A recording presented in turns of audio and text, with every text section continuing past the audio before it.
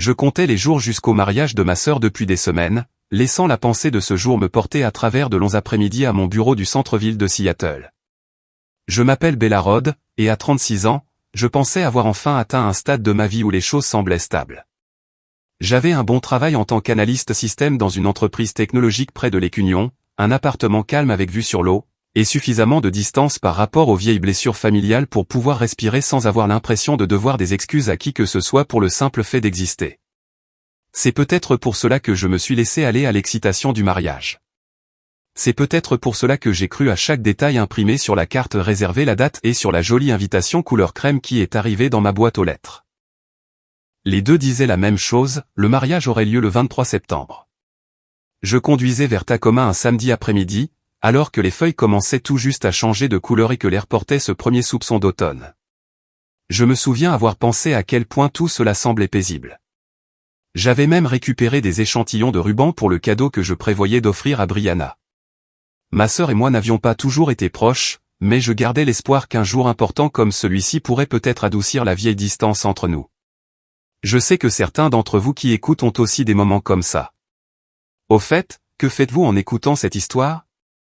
Quand tout cela est arrivé, j'étais dans ma voiture, me sentant étrangement pleine d'espoir, sans savoir ce qui m'attendait au bout de ce trajet. Quand je me suis garé devant la maison de mes parents, les fenêtres brillaient d'une lumière chaleureuse. Et pendant un instant, je me suis laissé imaginer une visite douce. J'imaginais ma mère me demandant si je voulais du café et mon père faisant semblant de ne pas se soucier du mariage, même s'il aimait secrètement être impliqué. Je voulais tellement cette version de ma famille que j'ai monté les marches du perron avec le cœur un peu trop ouvert. Mon père a ouvert la porte. Harold Rod, 61 ans. Il avait la même posture fatiguée qu'il avait toujours eu après des années de travail de livraison, mais son expression était plus tranchante et plus froide que tout ce à quoi je m'attendais. Il me regardait comme s'il avait attendu ce moment, mais pas d'une bonne manière. Je lui ai dit que j'étais là pour passer en revue quelques détails de dernière minute pour le mariage de la semaine prochaine. Je tenais même la petite enveloppe avec les échantillons de ruban dans ma main. Il a prononcé la phrase qui a brisé quelque chose en moi si net que je ne l'ai presque pas senti au début. Il m'a dit que le mariage avait déjà eu lieu la semaine dernière. Juste comme ça. Pas adouci, pas expliqué, pas même annoncé comme une nouvelle plutôt comme un fait que j'aurais dû connaître si j'avais été attentive. Je suis resté là sur le porche à le fixer. Je me souviens avoir cligné des yeux 2 fois parce que la lumière derrière lui était trop vive et ses mots étaient trop sombres. J'ai cru avoir mal entendu. Je lui ai demandé ce qu'il voulait dire et il l'a juste répété. Le mariage était la semaine dernière. Tout le monde était là. Tout le monde sauf moi. Avant que je puisse dire quoi que ce soit, il a ajouté quelque chose qui a semblé pire que le mensonge lui-même. Il m'a dit qu'il ne voulait pas prendre le risque que je fasse une crise, que j'avais toujours été trop instable pour les foules, et que la décision avait été prise pour le bien de l'événement. Je l'avais entendu me lancer ces mots quand j'étais plus jeune, mais les entendre maintenant en tant que femme adulte avec une vie bien remplie à moi a fait se tordre mon estomac d'une manière que je ne peux pas décrire. Ce n'était pas seulement la cruauté. C'était la certitude avec laquelle il le disait. Je suis entré dans la maison parce que mes jambes ont bougé avant que mon esprit ne puisse les arrêter. La cuisine sentait les restes de nourriture traiteur. Il y avait des bouteilles de champagne posées sur le comptoir. Sur la table de la salle à manger, sous la lueur douce d'une lampe suspendue, se trouvait un album de mariage terminé, un album épais, imprimé, relié, rempli de photos de ma sœur dans une robe en dentelle, rayonnante, entourée de visages souriants. Des visages que je reconnaissais. Des parents qui m'avaient envoyé des messages la semaine précédente pour me demander si j'avais besoin d'un transport pour la cérémonie de la semaine prochaine. J'ai touché le coin de l'album et il semblait froid. Je ne pouvais rien entendre à part le bourdonnement sourd du réfrigérateur et le bruit de mon propre cœur se brisant à l'intérieur de ma poitrine. À ce moment-là, j'ai réalisé que je n'avais pas été oublié. Je n'avais pas été négligé. J'avais été effacé exprès. Ma mère se tenait près du comptoir, faisant semblant d'essuyer quelque chose qui était déjà propre. Elle ne pouvait pas croiser mon regard. Ses épaules tremblaient de la façon dont elle le faisait quand elle se sentait coupable mais ne voulait pas l'admettre. Je lui ai demandé pourquoi ils avaient fait ça, mais elle a seulement dit que Brianna voulait que la journée soit calme et fluide et que parfois il valait mieux ne pas inviter de stress inutile. Elle n'a pas dit que j'étais le stress. Elle n'a pas eu à le faire. Mon père a croisé les bras et m'a lancé un regard qui disait que cette conversation était terminée. Il m'a dit qu'ils avaient pris la meilleure décision pour la famille, que je comprendrais un jour, que la situation était gérée. Gérée comme si m'exclure du mariage de ma propre sœur était un problème logistique qu'ils avaient résolu. Je suis resté là un long moment, laissant le silence s'installer autour de moi. J'aurais pu crier. J'aurais pu jeter l'album à travers la pièce. J'aurais pu demander qui j'étais pour eux si ce n'était pas de la famille. Mais quelque chose en moi a changé, un calme, une étrange clarté comme un lac gelant lisse après une tempête. J'ai posé l'enveloppe avec les échantillons de ruban, lissé ma veste et laissé un petit sourire froid se former. Parce que quelque chose dans le fait de voir enfin la vérité me rendait plus stable que je ne l'espérais. J'ai dit à mon père que s'il ressentait les choses ainsi, alors je passerais un coup de fil. Justin. Je l'ai dit doucement, presque poliment, comme si j'acceptais quelque chose de petit et d'oubliable, mais j'ai senti son expression changer. Pas exactement de la peur, juste la première lueur d'incertitude. Je suis sorti de cette maison le dos droit et les mains étonnamment stables. L'air semblait plus froid qu'à mon arrivée. Le genre de froid qui vous réveille, le genre qui vous dit que rien ne sera plus pareil après ça. Ce que je ne savais pas encore, c'était jusqu'où cela irait, à quel point les mensonges étaient profonds, ou comment ce simple coup de fil silencieux allait défaire tout ce qu'ils pensaient avoir sécurisé. Cette partie est venue plus tard. Pour l'instant, je me suis juste assise dans ma voiture en fixant le volant, laissant la vérité s'installer dans mes os alors que je tournais la clé et m'éloignais de la maison qui ne ressemblait plus à un foyer. La maison a disparu dans mon rétroviseur, mais mon esprit est resté sur cette table de cuisine avec l'album de mariage et mon nom manquant sur chaque page. Je suis rentré à Seattle en pilote automatique, les mains stables sur le volant pendant que mes pensées tournaient en boucle autour des mêmes questions. Comment planifie-t-on un mariage entier sans jamais prononcer mon nom? Comment élève-t-on 2 filles en invitant délibérément qu'une seule? Au moment où je me suis garé sur le parking de mon immeuble près de Green Lake, le ciel avait pris ce bleu pâle qui n'appartient ni au jour ni à la nuit. Je me suis assise dans la voiture, moteur éteint, et j'ai écouté le cliquetis du métal qui refroidissait. Le calme semblait lourd. Il ressemblait à la pause entre un verdict et une sentence. Je me suis finalement extraite du siège conducteur, j'ai attrapé mon sac à main et je suis monté. Mon appartement était toujours tel que je l'avais laissé, chaussures alignées près de la porte, courrier empilé soigneusement sur la table d'entrée, une bougie qui sentait encore légèrement la vanille et le café. Pendant une seconde, j'ai voulu m'effondrer sur le canapé et prétendre que rien de tout cela n'était arrivé. Mais quelque chose de plus serré et de plus froid en moi a dit non. S'ils étaient prêts à me mentir en face, je devais voir exactement jusqu'où le mensonge allait. J'ai posé mon sac sur la petite table à manger et ouvert mon ordinateur portable. La lueur de l'écran semblait dure après le trajet sombre. J'ai ouvert mes emails et commencé à faire défiler le dossier où j'avais enregistré chaque message lié au mariage. Je pensais le faire par excitation quand j'avais créé ce dossier des mois plus tôt. Maintenant, cela ressemblait plus à la constitution d'un dossier sans le savoir. La première chose que j'ai ouverte était le réserver la date. Il datait de début avril, envoyé par Brianna et Marc avec une jolie petite photo de riant sur une jetée quelque part. Le texte disait que leur mariage aurait lieu le 23 septembre. J'ai lu la ligne 2 fois, puis 3 fois. 23 septembre. La même date imprimée sur l'invitation qui était arrivée dans ma boîte aux lettres en juillet. J'ai sorti l'invitation de mon sac où je l'avais jetée cet après-midi-là avant de conduire jusqu'à Tacoma.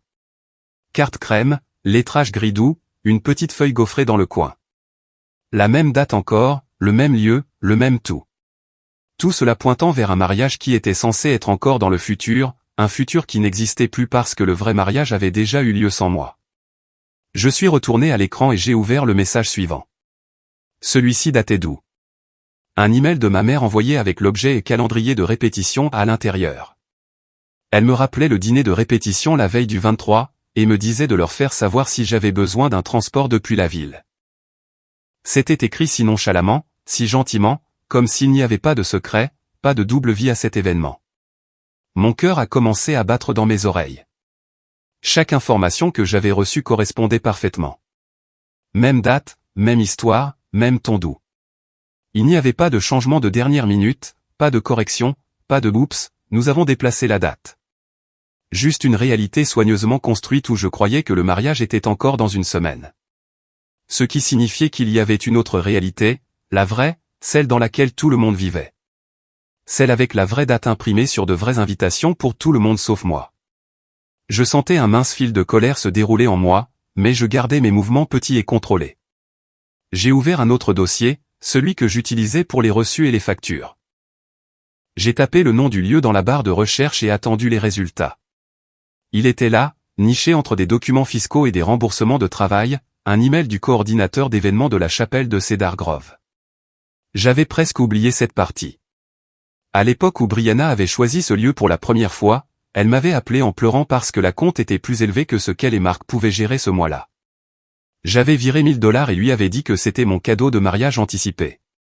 Voulant aider, voulant être incluse dans quelque chose qui comptait. Le lieu m'avait envoyé une copie du reçu et un brouillon de la liste des invités aussi. Confirmer l'orthographe pour le plan de table et la décoration. À l'époque, j'y avais à peine jeté un coup d'œil. J'étais juste fier de pouvoir aider. Maintenant, j'ai cliqué sur cette pièce jointe avec des mains qui n'étaient pas tout à fait stables. La liste des invités s'est ouverte sur un tableau simple, nom dans une colonne, choix de repas dans une autre, et petite note sur les relations dans une troisième. J'ai fait défiler lentement au début, puis plus vite. Tante, oncle, ancien voisin de Tacoma, ami de Brianna de ses cours de design, gens du côté de la famille de Marc. J'ai vu le nom de Naomi, ma cousine. J'ai vu des gens auxquels je n'avais pas pensé depuis des années. Je continuais à m'attendre à voir mon propre nom, m'attendant à ce que mes yeux laient simplement sauter. J'ai atteint la fin de la liste. Il n'y avait pas de Bella Rod. Je suis remonté en haut et j'ai parcouru ligne par ligne cette fois, murmurant chaque nom dans mon souffle, comme une prière en laquelle je ne croyais plus. Rien. C'était comme si je n'avais jamais existé. Pas même après coup. Pas même comme un peut-être. J'ai vérifié les notes en bas. Le coordinateur avait marqué la liste comme finale et confirmé qu'elle avait été approuvée par les mariés ainsi que par la famille. La date de cette note remontait à début mai, des mois avant que ma mère n'envoie ce gentil email de calendrier de répétition. Des mois avant que mon père ne se tienne à cette porte et me dise que le mariage était la semaine dernière. Alors que je serrais encore une invitation pour la semaine prochaine. La colère en moi s'est resserrée. Elle n'a pas éclaté chaudement. Elle s'est installée bas et froid comme une rivière d'hiver profonde. Ils ne m'avaient pas oublié. Ils ne m'avaient pas retiré à la dernière seconde parce qu'ils avaient peur que je gâche les choses d'une manière ou d'une autre. Ils avaient construit l'événement entier sans moi dès le début, puis construit un deuxième ensemble de dates et de messages juste pour moi afin que je reste à l'écart et ne demande jamais pourquoi. Je me suis adossé à ma chaise et j'ai fixé l'écran. Une partie de moi se souvenait de chaque fois que mon père m'avait dit que j'étais trop quand je pleurais étant enfant. Chaque fois que ma mère avait dit que nous ne devrions pas faire une scène. Chaque fois que Brianna avait été autorisée à être dramatique et bruyante alors qu'on me disait de me calmer. Ils avaient passé toute ma vie à me traiter d'instable. Et maintenant, ils avaient utilisé cette même étiquette comme une excuse commode pour m'effacer. J'ai fermé les yeux un instant et écouté le bourdonnement sourd de mon réfrigérateur, la voiture occasionnelle passant dehors, les petits bruits d'une vie que j'avais construite seule, loin de cette maison à Tacoma. Quand j'ai rouvert les yeux, la liste des invités était toujours là sur l'écran, indifférente à mes sentiments. Mon nom manquait toujours. Quelque part sous la douleur, quelque chose en moi s'est mis en place. S'ils allaient réécrire l'histoire de qui j'étais pour eux, alors j'allais commencer à prêter attention à chaque ligne qu'ils pensaient pouvoir cacher. J'ai enregistré une copie de la liste des invités dans un nouveau dossier avec un nouveau nom, un que je n'avais jamais utilisé auparavant sur mon ordinateur. Puis j'ai ouvert à nouveau ma barre de recherche de mai et tapé un autre nom. La personne que je savais devoir voir ensuite si je voulais avoir une image complète de ce que ma famille avait fait. Naomi. Le nom est resté là dans la barre de recherche pendant une longue seconde avant que je ne bouge. Naomi. Au moment où le soleil se traînait au-dessus des immeubles en face de mon appartement, j'avais déjà décidé que je n'allais pas passer une autre journée seule avec des lessives et peut-être qu'ils ne le pensaient pas comme ça. Quand j'essayais d'adoucir les choses, l'image de cet album de mariage revenait dans ma tête et me rappelait qu'il n'y avait rien de doux dans ce qu'ils avaient fait. J'ai attrapé un sac de voyage, mon ordinateur portable et le dossier où j'avais glissé mon invitation et la liste des invités imprimés. J'ai verrouillé ma porte, descendu les escaliers et me suis dit que j'allais juste parler à ma cousine, pas en tant qu'avocate. Pas encore. Juste en tant que seule personne de la famille qui m'avait jamais vraiment regardé comme si mes sentiments n'étaient pas un fardeau. Le trajet de Seattle à Portland me détendait habituellement. J'aimais le tronçon d'autoroute où les arbres se pressent tout près et où l'on a l'impression que le monde entier est vert et vivant. Ce matin-là, c'était différent. Je remarquais les arbres, le ciel gris, les camions qui passaient, mais tout semblait un peu distant, comme si je le regardais à travers une vitre épaisse. Mes mains restaient stables sur le volant, mais à l'intérieur, j'avais l'impression qu'une ligne de dominos avait été renversée, et j'attendais juste de voir ce qu'ils allaient faire tomber. Naomi vivait dans une modeste maison de ville du côté de la ville, près d'un petit parc avec de grands vieux arbres qui avaient vu plus de familles que je ne pouvais compter. Quand je me suis garé devant chez elle, j'ai eu un flash d'être à nouveau âgé de 12 ans, déposé pour un week-end, et sentant que je pouvais enfin respirer. Elle a ouvert la porte avant même que je ne frappe complètement. Elle avait 1 an de plus que moi, la quarantaine maintenant, avec les mêmes yeux sombres et stables qu'elle avait quand nous étions enfants. Elle a jeté un coup d'œil à mon visage et s'est écartée pour que je puisse entrer sans demander. Elle m'a dit de m'asseoir à la table de la cuisine et m'a demandé si je voulais du café. J'ai dit oui parce que c'était plus facile que de dire que j'en avais besoin. Pendant qu'elle s'activait dans la cuisine, j'ai posé le dossier sur la table entre nous et je l'ai juste regardé un moment. Quand elle s'est assise, je lui ai raconté ce qui s'était passé chez mes parents. Les mots sont sortis plus calmes que je ne l'espérais. Je lui ai dit que mon père avait dit que le mariage était la semaine dernière, qu'ils avaient décidé que j'étais trop instable pour gérer le fait d'être entouré d'une foule, que l'album était déjà imprimé et attendait sur la table comme la chute d'une blague de mauvais goût. Naomi a écouté sans m'interrompre, une main autour de sa tasse, l'autre posée légèrement sur la table. Quand j'ai eu fini, elle a laissé échapper un lent soupir et a dit qu'elle était désolée. Pas le genre de désolé automatique que les gens disent quand ils vous bousculent à l'épicerie. Le genre lourd. Celui qui dit « je te crois et c'est horrible ». J'ai poussé l'invitation vers elle et j'ai dit que, selon toutes les informations que j'avais reçues, le mariage était encore dans le futur. Puis j'ai plongé la main dans le dossier et sorti la liste des invités imprimés avec mon nom manquant. Elle les a examinés, ses yeux se plissant de la façon dont il le faisait quand elle réfléchissait à une affaire. Puis elle s'est levée et s'est dirigée vers un petit tiroir près du frigo. Elle l'a ouvert et a sorti une enveloppe couleur crème qui semblait étrangement familière. Elle s'est rassise et l'a fait glisser vers moi. Elle m'a dit que c'était son invitation. Elle l'avait gardée même si elle n'y était pas allée. Urgence au travail, délai serré, l'histoire habituelle de la vie adulte. Elle a dit qu'elle avait voulu m'appeler et me demander si j'étais excité à ce sujet, mais que les semaines lui avaient échappé. J'ai sorti la carte. Elle ressemblait exactement à la mienne. Même design, même lettrage gris doux, même petite feuille en relief dans le coin. La seule différence était la date. La sienne disait le 16 septembre. La mienne disait le 23. Même chapelle, même ville, même couple, semaine différente. Mon estomac s'est noué de cette façon calme et malade qui arrive quand le dernier petit bout de doute s'envole et que la vérité se dresse devant vous. Naomi a mis mon invitation à côté de la sienne pour que nous puissions les voir côte à côte. 2 morceaux de papier presque identiques racontant 2 versions différentes de la réalité. Elle n'avait pas besoin de dire quoi que ce soit. Tout était là, à l'encre. Elle a demandé si elle pouvait voir l'email avec le réservé la date. J'ai ouvert mon ordinateur portable, trouvé le message et orienté l'écran vers elle. Elle a fouillé dans sa propre boîte de réception sur son téléphone et a sorti celui qu'elle avait reçu des mois auparavant. Même objet, même photo de Brianna et Marc riant sur cette jetée. Quand nous avons regardé de près, les dates étaient différentes. La sienne correspondait à son invitation. La mienne correspondait au mensonge. Elle a posé son téléphone et s'est frotté le front un instant. Puis elle m'a dit que d'un point de vue juridique, ce n'était pas une confusion fortuite. Ils avaient envoyé 2 versions différentes du même événement le même jour. Une à tout le monde, une à moi. Je me suis souvenu d'être assise sur le sol de ma chambre d'enfant avec une boîte de vêtements d'occasion, écoutant mon père me dire de ne pas faire tant d'histoires parce que Brianna avait plus besoin des choses neuves. Je me suis souvenu d'avoir 16 ans et de vouloir auditionner pour une pièce de théâtre à l'école et d'entendre ma mère suggérer que je sois bénévole en coulisses à la place pour que Brianna puisse avoir la vedette. Je me suis souvenu d'avoir pleuré dans la voiture après une dispute et de mon père disant que j'étais trop dramatique et épuisante. Maintenant, j'étais là, une femme adulte regardant 2 invitations de mariage qui ressemblaient à une continuation soigneusement imprimée de tout cela. Naomi observait mon visage. Elle connaissait assez notre passé pour voir le schéma que je fixais.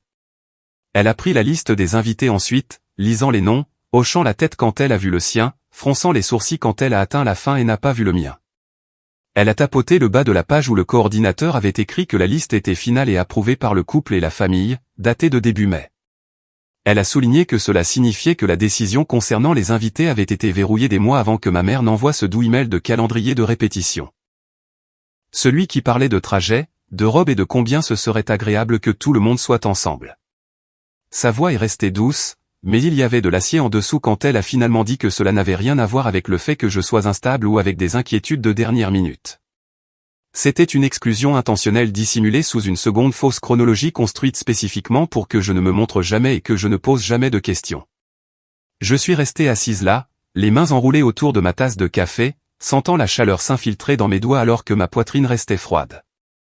Pendant un instant, je nous ai vus enfants lors de barbecues familiaux.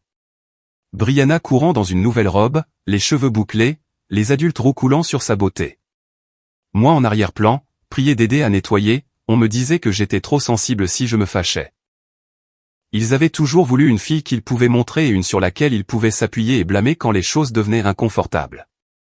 Maintenant, en regardant ces invitations, j'ai réalisé qu'ils avaient finalement rendu cette division permanente. Naomi a rompu le silence en premier. Elle a dit mon nom de cette manière stable qu'elle avait et a attendu que je lève les yeux.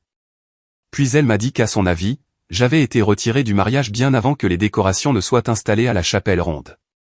Bien avant que le traiteur ne soit commandé, bien avant que le photographe ne prenne la première photo qui a fini dans cet album sur la table de mes parents, elle a dit que je n'avais jamais fait partie de cette liste d'invités, jamais fait partie du plan, et que tout ce qu'il m'avait envoyé était conçu pour me garder assez loin pour éviter la confrontation.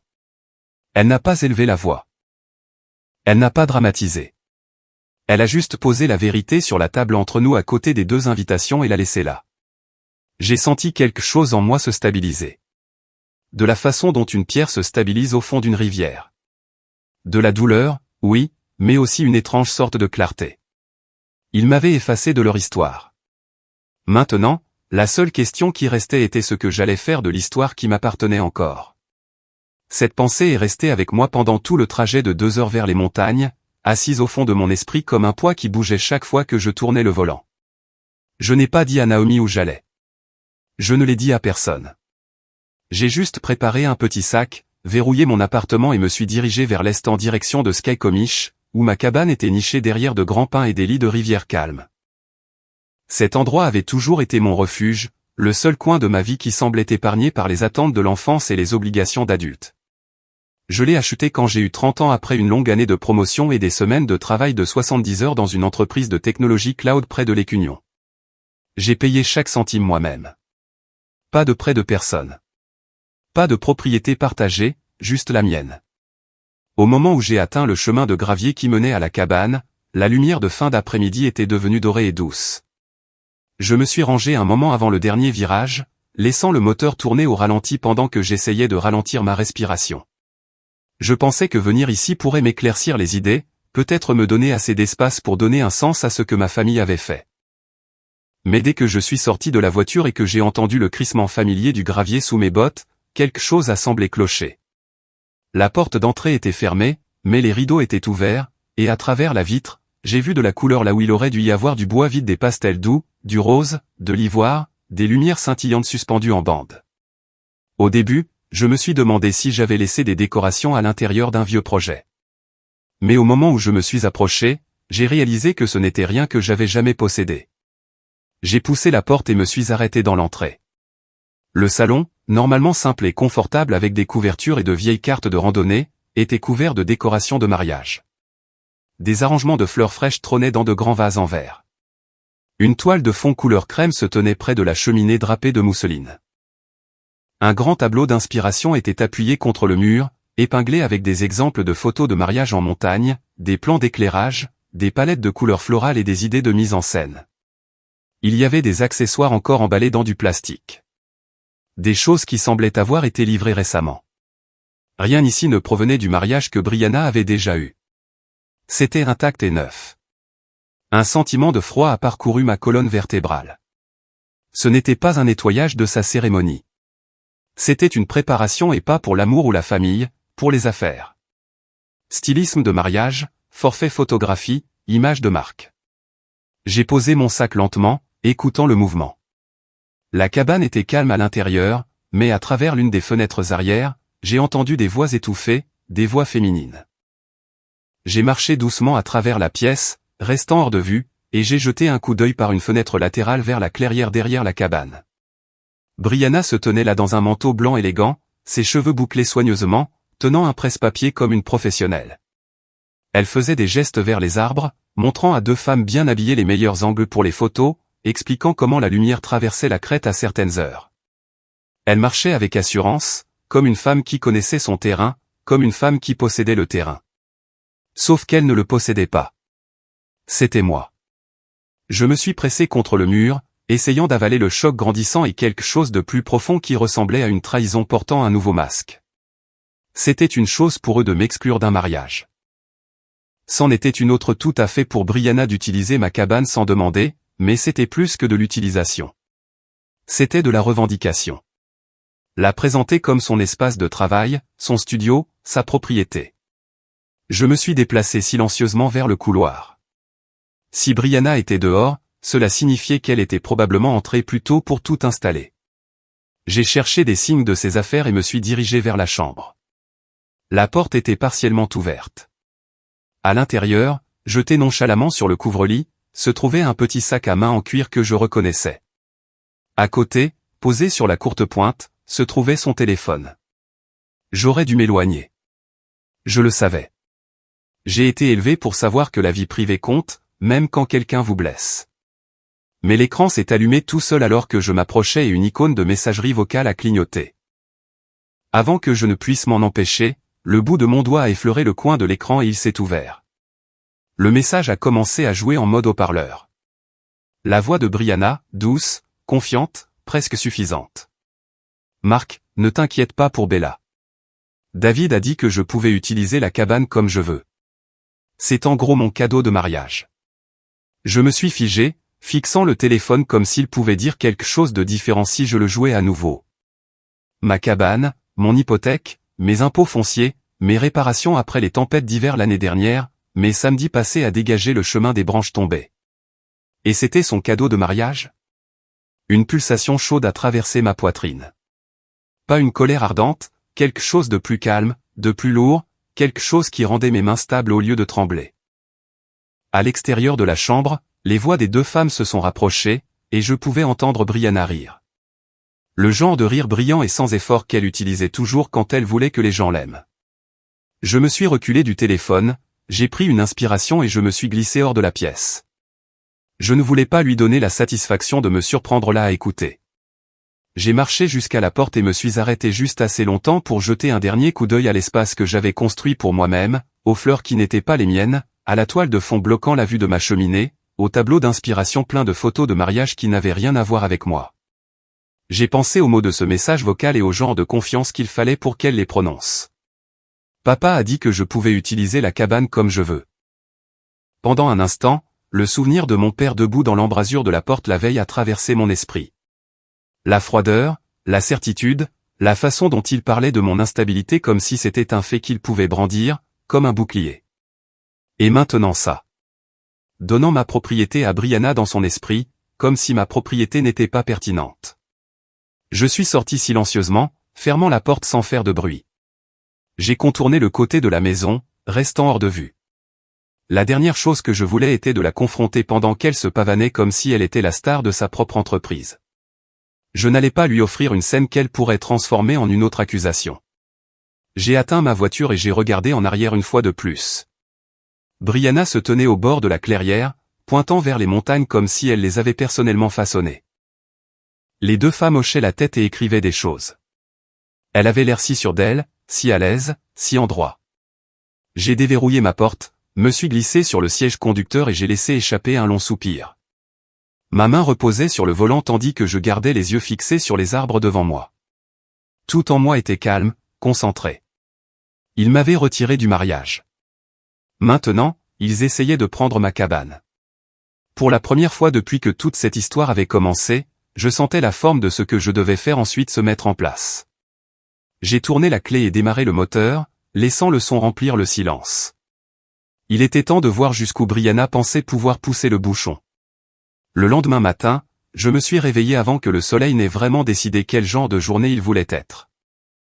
Mon sommeil avait été léger, plein de rêves à moitié formés de portes qui se fermaient et de gens parlant juste hors de portée de voix. Je suis resté là 1 minute dans la petite chambre de motel près de l'autoroute, écoutant le bourdonnement silencieux du climatiseur et le bruit lointain des camions sur la route. Et je savais qu'il n'y avait aucun moyen que je puisse simplement faire mes valises et rentrer chez moi sans savoir exactement ce que Brianna faisait de chez moi. J'ai pris un café dans le hall, quelque chose d'amer et de léger qui brûlait encore tout le long, et je suis retourné vers la cabane. Le gravier crissait sous mes pneus de la même manière qu'il le faisait toujours. Mais tout dans la scène semblait différent. Hier, j'étais entré en cherchant la paix et j'avais trouvé ma maison habillée comme la scène de quelqu'un d'autre. Aujourd'hui, je me suis garé juste hors de vue parmi les arbres, j'ai coupé le moteur et laissé le calme s'installer autour de moi pendant que je regardais. Environ 20 minutes plus tard, une berline sombre s'est arrêtée sur la route principale. Je pouvais voir la poussière s'élever derrière elle avant qu'elle ne tourne dans l'allée. La voiture de Brianna était juste derrière, brillante et impeccable. Elle l'avait lavée pour ça, ai-je pensé de manière distante. Elle avait planifié ça. 2 personnes sont sorties de la berline, un homme et une femme, tous deux dans la cinquantaine avec le genre de look soigné que l'on obtient après des années passées dans l'hôtellerie. L'homme a ajusté sa veste et a regardé la ligne des arbres d'un œil évaluateur. La femme a sorti un dossier en cuir et une tablette. Même de loin, je pouvais dire qu'ils n'étaient pas de simples invités. C'étaient des acheteurs, des clients, des gens dont l'opinion comptait si vous vouliez être pris au sérieux dans leur entreprise de mariage. Brianna est sortie de sa voiture dans une tenue qui la faisait ressembler à une candidate pour une émission de style de vie haut de gamme. Manteau en laine neutre, jeans skinny, bottes soigneusement choisies qui semblaient chères et peu pratiques pour le sol forestier. Elle souriait largement, toute faussette et dents dehors, alors qu'elle s'approchait pour les saluer. Je l'ai regardée faire un geste vers la cabane avec emphase, ses mains bougeant facilement pendant qu'elle parlait. J'en savais assez pour reconnaître les noms quand je les ai entendus dans le vent. Les Vance, propriétaires d'une chaîne de pavillons de mariage en montagne dans le Montana. J'avais vu l'une de leurs propriétés dans un magazine une fois. Une double page avec des photos époustouflantes de mariés sur des lignes de crête et des réceptions aux chandelles dans des salles en bois à haut plafond. 95 000 $, je me souvenais avoir lu que c'était le prix de départ pour leur forfait complet. J'avais pensé à l'époque que c'était un autre monde dont je ne ferais jamais partie. Maintenant, ce monde se tenait dans mon allée tandis que ma petite cabane, celle que j'avais lutté pour posséder, était offerte comme si elle faisait partie du tout nouvel empire de Brianna. Ils ont d'abord fait le tour de l'extérieur. Brianna a agité son bras vers les arbres et la rivière, peignant une image avec ces mots que je pouvais presque remplir rien qu'à la cadence. Elle les a conduits jusqu'aux marches du porche avant et a ouvert la porte comme si elle le faisait tous les jours. Ils ont disparu à l'intérieur. Je leur ai donné quelques secondes, puis j'ai quitté ma cachette. L'air était vif et sentait la terre humide et les aiguilles de pin. Chaque pas que je faisais vers le porche semblait délibéré. Je ne me précipitais pas. Je ne tremblais pas. Je me sentais étrangement calme, comme si mon corps avait décidé que si ma famille allait prétendre que je n'existais pas, je serais au moins la seule personne dans ce scénario qui était pleinement éveillée. En atteignant la porte d'entrée, je pouvais entendre la voix de Brianna flotter depuis le salon. Elle leur disait que c'était leur pavillon familial, qu'elle avait redessiné l'intérieur elle-même pour créer le cadre parfait pour des mariages de luxe intime, qu'elle pouvait facilement adapter le concept pour leur pavillon dans le Montana. Son ton avait cette confiance lisse qu'elle avait toujours réservée aux étrangers, la voix qu'elle n'utilisait jamais avec moi. Je suis entré. Il se tenait près de la cheminée. Les Vance faisant face à la pièce tandis que Brianna se tenait légèrement devant eux comme une présentatrice lors d'une réunion de présentation. Les fleurs étaient encore parfaites. La toile de fond pendait toujours parfaitement. Le tableau d'inspiration était incliné d'un angle qui disait que quelqu'un avait chipoté sur le placement. Brianna était au milieu d'une phrase, affirmant d'une manière chaleureuse et facile qu'elle avait transformé cet espace d'un lieu de week-end rustique en une destination organisée. Pendant quelques secondes, personne ne m'a remarqué. Puis la femme a tourné la tête et ses yeux se sont dirigés vers l'embrasure de la porte, s'élargissant juste d'une fraction quand elle m'a vu. Brianna a suivi son regard et s'est figée. Son sourire s'est glacé. Je me suis avancé jusqu'à être complètement dans la pièce. Je pouvais sentir les 3 paires d'yeux sur moi, et j'ai laissé ce silence s'étirer juste assez longtemps pour le rendre inconfortable. Puis j'ai parlé. Je leur ai dit calmement que c'était une propriété privée et qu'ils n'étaient pas autorisés à l'utiliser à des fins commerciales. On pouvait sentir l'air changer. Le mari, Monsieur Vance, s'est redressé. Son expression ouverte et agréable est devenue méfiante. Il a regardé de moi à Brianna et inversement, notant la façon dont mes clés pendaient de mes doigts. La façon dont ma voix portait dans l'espace comme si elle y appartenait depuis longtemps. Brianna a essayé de récupérer la situation. Elle a ri un peu trop fort et a dit que j'étais juste sa sœur, que nous étions tous de la famille, et que parfois les frères et sœurs réagissent de manière excessive. Elle ne m'a pas regardé quand elle l'a dit. Elle a gardé son regard fixé sur le couple, essayant de les ramener dans son récit. Je me suis répété, toujours stable, toujours calme. J'ai dit que mon nom était sur l'acte, que j'avais acheté cette cabane par moi-même il y a des années, que personne ne m'avait demandé la permission de la transformer en salle d'exposition pour des clients potentiels. Je n'ai pas élevé la voix. Je n'ai ajouté aucun commentaire supplémentaire, juste des faits. Les Vance ont échangé un regard. C'était le genre de conversation rapide et silencieuse que l'on apprend à lire quand on passe assez de temps dans des réunions de bureau. La femme a fermé son dossier avec un petit clic. Le mari s'est raclé la gorge et a dit qu'il n'avait pas besoin de détails, mais que son entreprise ne s'engageait pas dans des partenariats qui commençaient par une confusion sur la propriété. Il a dit qu'ils étaient fiers de leur transparence et qu'ils ne pouvaient pas, en toute bonne conscience, aller de l'avant avec quoi que ce soit impliquant une fausse déclaration. J'ai vu la couleur quitter le visage de Brianna, commençant par ses joues et descendant dans son cou. Elle s'est tournée vers Marc comme si elle voulait du renfort. Il était resté près de l'embrasure de la porte, gardant une petite distance comme s'il n'était pas entièrement à l'aise avec l'argumentaire de vente non plus. Maintenant, il s'est avancé, le front plissé. Il lui a demandé lentement si elle lui avait dit que c'était leur cabane familiale, qu'elle leur appartenait, à eux tous. Brianna a bégayé. Elle a dit que c'était un malentendu, qu'ils avaient toujours traité l'endroit comme partagé, que papa avait dit que c'était comme si c'était à elle après le mariage. Elle n'a pas dit un cadeau. Elle n'a pas dit une promesse. Elle a juste agité ses mains en un cercle désordonné comme si elle pouvait brouiller les bords suffisamment pour que personne ne voie la différence entre la propriété imaginée et le genre légal. Marc m'a regardé alors vraiment regardé. Il y avait une question dans ses yeux qui allait au-delà de l'immobilier. J'ai soutenu son regard et sans ajouter de drame, j'ai hoché la tête une fois. C'était suffisant. Je pouvais voir la réalisation le frapper de la même manière qu'elle m'avait frappé quand mon père m'avait dit que le mariage avait eu lieu la semaine dernière. Il s'est retourné vers Brianna et lui a dit qu'elle lui avait dit que cela leur appartenait. Il l'a dit simplement sans crier, mais sa voix portait plus de poids que s'il avait crié. Elle a craqué. Puis la panique qui s'était accumulée a finalement débordé. Elle m'a pointé du doigt et sa voix est montée, aiguë et frénétique. Elle a dit que papa l'avait prévenu que j'essaierais de tout gâcher, que j'avais toujours été instable, que je ne supportais pas de la voir réussir quoi que ce soit. Elle a dit au Vance que j'étais juste en colère à propos du mariage et que j'inventais des choses pour me venger d'elle. Les mots ont déferlé sur moi comme une vieille chanson dont j'étais fatigué. Instable, dramatique, gâchant les choses. Elle les avait appris au même endroit que moi. La différence était que je ne les croyais plus. Je suis restée silencieuse. Je ne me suis pas défendue. Je n'ai pas expliqué mon historique de santé mentale ou mon dossier professionnel ou le fait que je payais mes propres factures et possédais ma propre propriété pendant qu'elle passait d'un projet à l'autre. J'ai laissé mon silence parler. J'ai laissé ma présence dans cette pièce, solide et calme, contraster avec sa spirale. Les Vance n'ont pas eu besoin d'un long discours. Ils ont remercié Brianna pour son temps, lui ont dit poliment que leur emploi du temps ne leur permettait pas de poursuivre ce concept après tout, et se sont dirigés vers la porte. Sur le seuil, la femme s'est tournée vers moi et a fait un petit signe de tête, le genre qui dit « Je vous vois », même si je ne connais pas toute l'histoire. Quand leur voiture est partie, la cabane semblait trop calme. Brianna se tenait au milieu de la pièce, la poitrine haletante, les yeux brillants de larmes et de rage. Marc était appuyé contre le mur, vaincu, les épaules affaissées. Elle a sifflé que papa avait dit que je gâcherais tout si je m'en mêlais, qu'il avait eu raison à mon sujet depuis le début. Sa voix s'est brisée sur le mot « tout ». Je n'ai toujours pas répondu. Il n'y avait rien que je puisse dire qui l'atteindrait à ce moment-là. Au lieu de cela, j'ai ramassé mon sac là où je l'avais laissé près de la porte.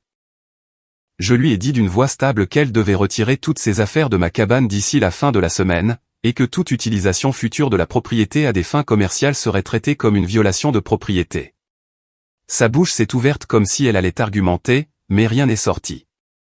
Je suis sorti sur le porche, sentant le passage de l'intérieur mis en scène à l'air honnête des bois. Alors que je marchais vers ma voiture, je pouvais sentir qu'elle me regardait depuis l'embrasure de la porte. Petite et furieuse dans une pièce qui ressemblait soudainement moins à un studio et plus à ce qu'elle était réellement, la maison de quelqu'un d'autre. Je suis monté, j'ai fermé la porte et laissé mes mains reposer sur le volant un long moment. Ce n'était pas seulement à propos d'un contrat ruiné ou de clients chics du Montana. Il s'agissait de voir en plein jour jusqu'où ma famille était prête à aller quand ils pensaient que je resterais silencieuse. Sur le trajet de retour vers la ville, mon esprit se tournait déjà vers la prochaine chose que je devais examiner. S'ils se sentaient si en droit d'utiliser ma cabane, je devais me demander quelles autres parties de ma vie ils avaient tranquillement traitées comme les leurs. J'ai conduit vers Seattle avec le genre de fatigue qui ne vient pas du manque de sommeil, mais du fait d'avoir vu trop de vérité d'un coup. Les montagnes se sont estompées derrière moi. La route s'est redressée, et au moment où la ligne d'horizon est apparue, j'avais l'impression d'avoir vécu une année entière. Au cours de ces 48 heures, je n'arrêtais pas de rejouer la scène dans la cabane, le regard sur les visages des Vance, la façon dont Brianna s'est effondrée quand son histoire a cessé de tenir. Mais plus que tout, je continuais d'entendre mes propres mots. Propriété privée. Vous n'êtes pas autorisé à l'utiliser. Je l'avais dit calmement, mais cela résonnait comme une porte qui claque. Quand j'ai atteint mon appartement, j'ai posé mon sac et me suis assise à ma petite table de cuisine. La lumière entrant par les stores faisait de longues rayures sur le bois. J'ai fixé ces rayures et pensé à toutes les fois où j'avais remis de l'argent sans réfléchir. Croyant toujours qu'aider la famille était juste ce qu'on faisait. Je n'avais jamais pris la peine d'additionner parce que cela semblait mesquin.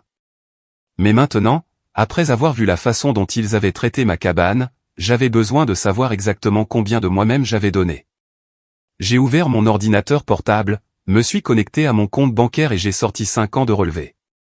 L'écran s'est rempli de chiffres, de dates et de résumés de transactions.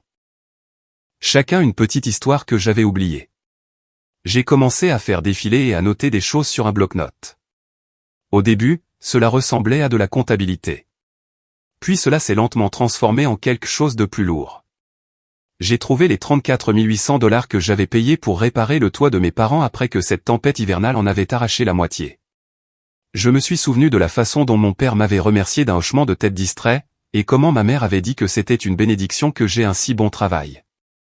J'ai trouvé les 12 900 $ que j'avais virés à Brianna quand elle avait dit qu'elle se noyait dans les dettes de cartes de crédit à cause d'un mauvais partenariat commercial. Elle avait pleuré, dit que j'étais son roc, et promis qu'elle me rembourserait, même si elle ne l'a jamais fait.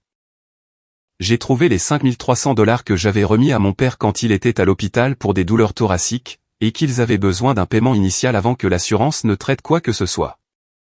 J'ai trouvé les 1000 $ que j'avais envoyés comme acompte pour le lieu du mariage de Brianna. Celui que j'avais considéré comme un doux geste d'amour fraternel. Et dispersé entre ces gros chiffres se trouvait tellement de plus petits que la liste a commencé à devenir floue. Facture de service public que j'avais couverte. Frais de voyage de dernière minute pour des urgences familiales. Cadeau d'anniversaire qui était plus cher que ce que je pouvais confortablement me permettre. Note de restaurant que j'ai payé parce que quelqu'un avait oublié son portefeuille ou promis de le prendre la prochaine fois. Cela ne ressemblait plus à de la générosité.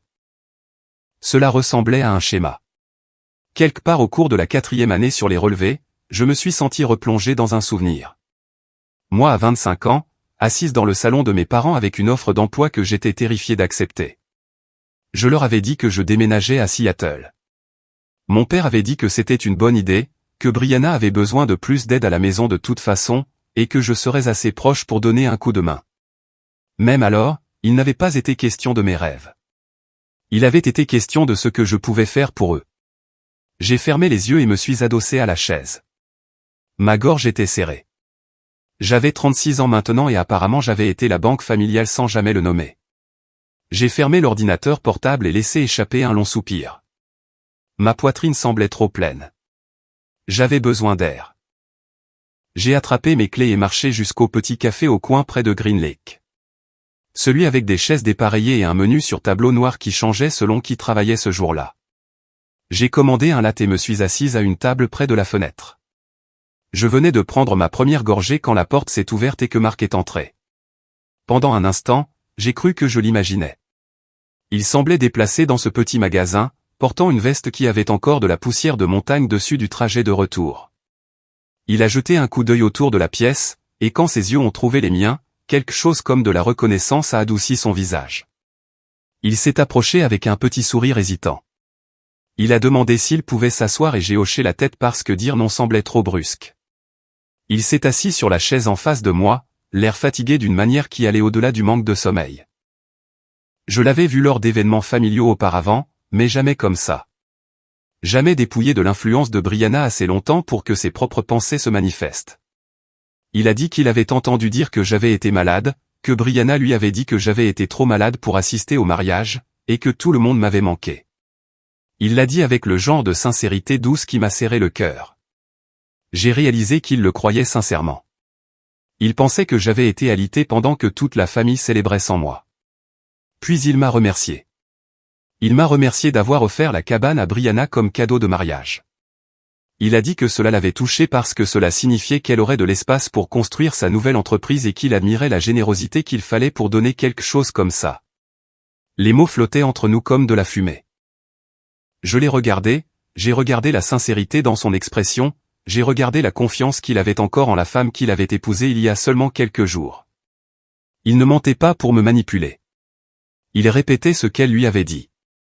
J'ai posé ma tasse lentement et je l'ai regardé droit dans les yeux. Je lui ai dit que je ne lui avais jamais donné ma cabane. Je l'ai dit doucement parce que la vérité n'avait pas besoin de volume. Elle n'avait besoin que de clarté. Marc a cligné des yeux. La confusion a envahi son visage d'abord, puis quelque chose de plus froid a suivi. Il m'a demandé si j'étais sûr, presque comme s'il espérait que je me corrige et lui dise que tout cela n'était qu'un malentendu. Je l'ai répété. Je ne lui ai jamais rien donné. Pas de terrain, pas de propriété, pas de clé, rien. J'ai observé le moment où la vérité l'a frappé. C'était comme regarder un pont s'effondrer au ralenti.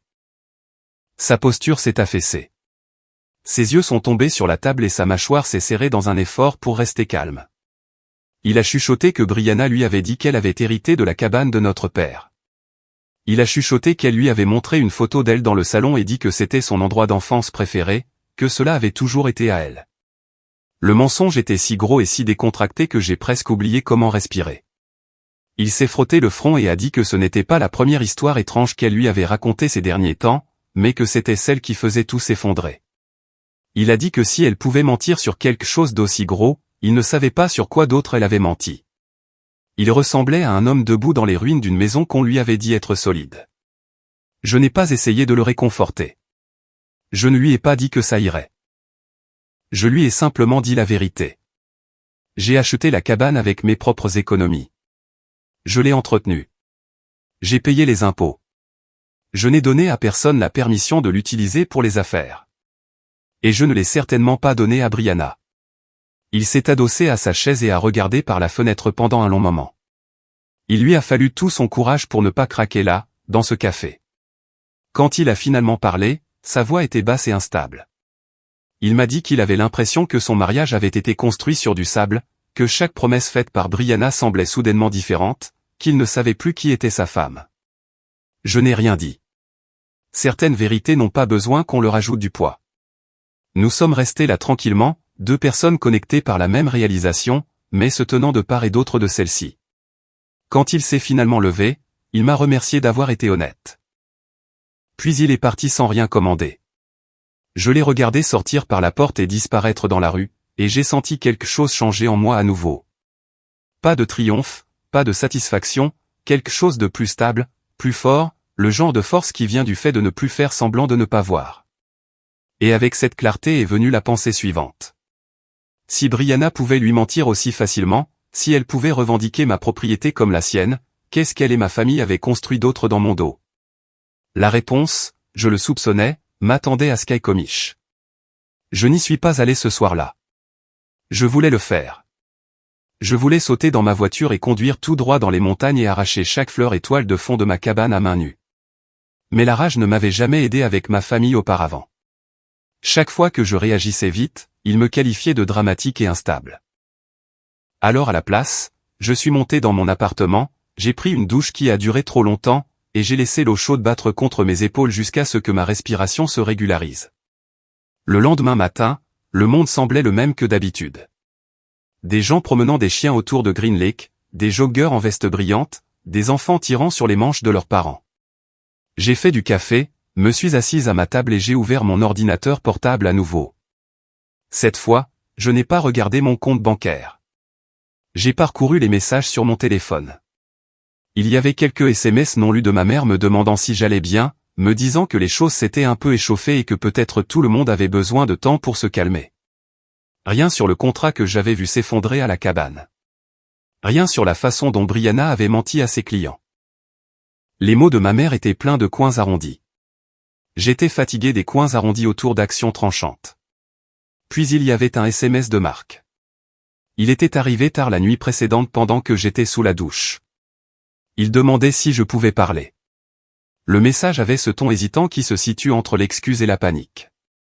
Je l'ai appelé. Il semblait ne pas avoir dormi. Il y avait un tremblement dans sa voix qui n'avait rien à voir avec moi. Il m'a dit qu'il avait confronté Brianna après notre conversation au café. Il lui avait demandé directement à propos de la cabane, à propos de ce qu'elle lui avait dit, à propos de ce qu'elle avait dit à ses clients.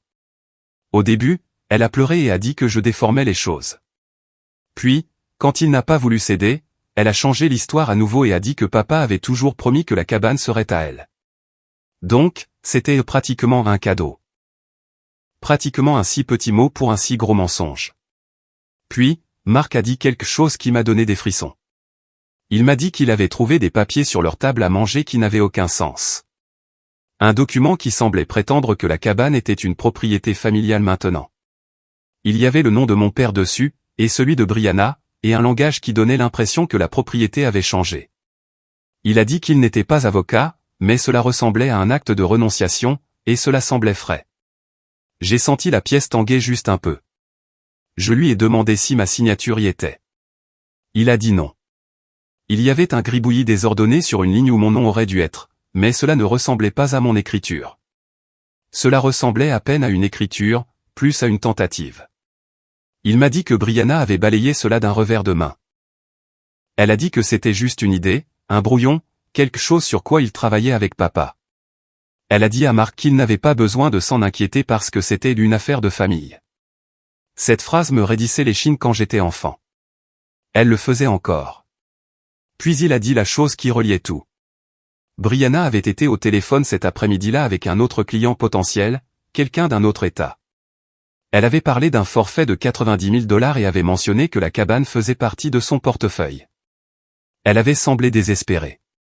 Si elle n'obtenait pas cet argent bientôt, elle avait dit qu'elle ne savait pas comment elle suivrait ses cartes de crédit, et papa s'était lié à l'un de ses prêts l'année dernière quand les choses étaient serrées. Si elle coulait, il coulerait un peu aussi. Cela correspondait trop bien pour être autre chose que la vérité. La panique dans ses yeux. La façon dont papa s'était tenu si fermement de son côté. La façon dont il m'avait découpé de chaque partie de leur histoire. Il ne protégeait pas seulement ses sentiments. Il protégeait leurs choix financiers. Et ma cabane était devenue un accessoire dans cette protection. J'ai remercié Marc de me l'avoir dit. Il s'est excusé à nouveau de cette manière calme d'une personne qui réalise qu'elle a aimé une étrangère. Quand nous avons raccroché, je suis resté très immobile, laissant toutes les pièces s'aligner. Puis j'ai pris mes clés. Le trajet de retour vers Skycomish semblait différent cette fois. Pas comme une évasion, pas comme une retraite, plus comme une inspection, comme un propriétaire marchant à travers une propriété après une tempête, cherchant des dommages. Les nuages pendaient bas sur les montagnes quand j'ai tourné sur la route étroite qui menait à mon terrain.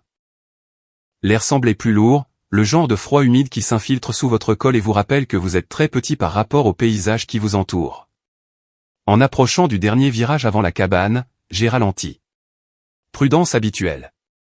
Je me suis garé un peu plus loin sur la route à nouveau, j'ai coupé le moteur et écouté.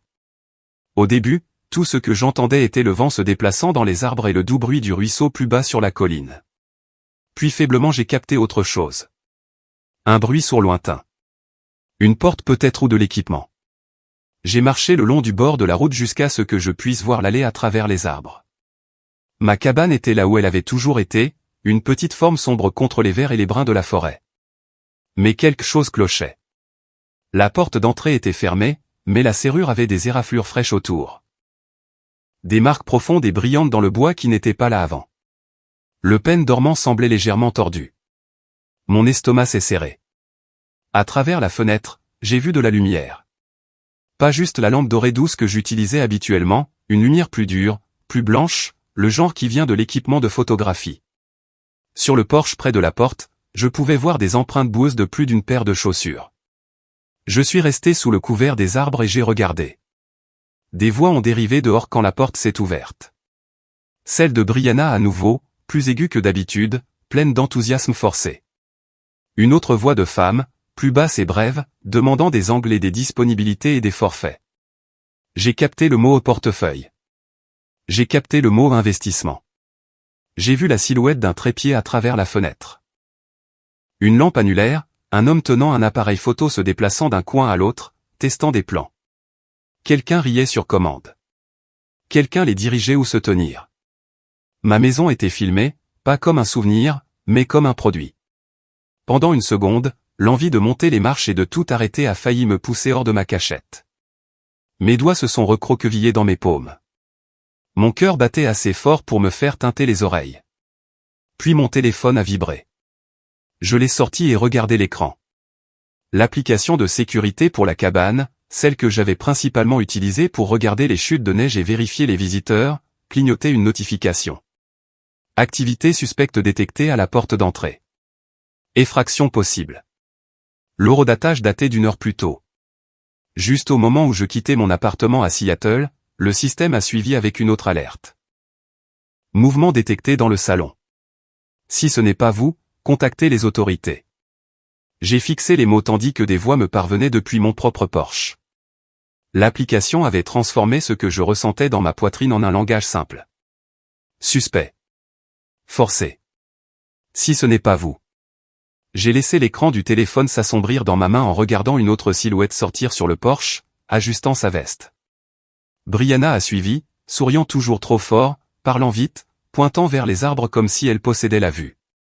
Elle pensait qu'elle était sur le point de se sauver avec une promesse audacieuse de plus, une affaire de plus, une performance de plus cachée sous les pins. Avec les alertes de sécurité brillant dans ma main, j'ai finalement compris jusqu'où elle et mon père étaient prêts à aller. Et j'ai su, avec un calme que je n'avais pas ressenti depuis longtemps, que le prochain mouvement allait être le mien. Je suis rentré à Seattle cet après-midi-là avec les alertes de sécurité toujours dans mon téléphone comme de petits avertissements rouges sur ma conscience. J'aurais pu appeler le shérif tout de suite depuis le bord de la route à Skycomish. Une partie de moi le voulait. Mais Bella réagissait de manière excessive. Bella faisait une scène. Bella leur prouvait qu'ils avaient raison sur son instabilité. Alors je suis rentré chez moi et j'ai décidé que cette fois, j'allais laisser leurs actions parler d'elles-mêmes. Pas de voix élevée de ma part qu'ils pourraient pointer du doigt. Pas d'explosion émotionnelle qu'ils pourraient brandir comme preuve. Juste leur choix capturé par la technologie que j'avais installée pour le mauvais temps et les ratons laveurs. De retour dans mon appartement, j'ai vérifié les caméras que j'avais autour de la cabane. J'ai ajusté les angles, je me suis assuré que les notifications étaient réglées pour m'alerter de tout mouvement à l'intérieur de la maison, pas seulement à la porte. J'ai enregistré des copies des alertes d'effraction de ce jour-là avec leurs horodatage dans un dossier sur mon ordinateur portable. Puis j'ai attendu. C'était une attente étrange. Je suis allé travailler, j'ai répondu aux emails, j'ai assisté à des réunions sur les migrations de serveurs et les mises à jour logicielles. De l'extérieur, ma semaine semblait normale. À l'intérieur, j'écoutais un ping venant de kilomètres de là dans les montagnes. Chaque bourdonnement de mon téléphone faisait sursauter mon cœur un peu avant que je ne voie que c'était seulement un rappel de calendrier ou une notification de vente de magasin. 2 nuits se sont passées tranquillement.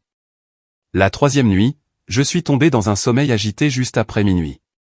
L'appartement était sombre à l'exception de la faible lueur du routeur dans le coin.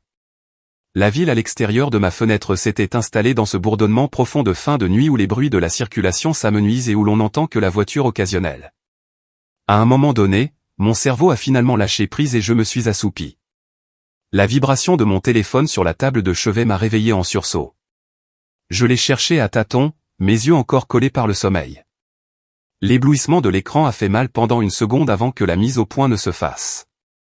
1h47 du matin. Alerte de sécurité. Mouvement détecté dans le salon.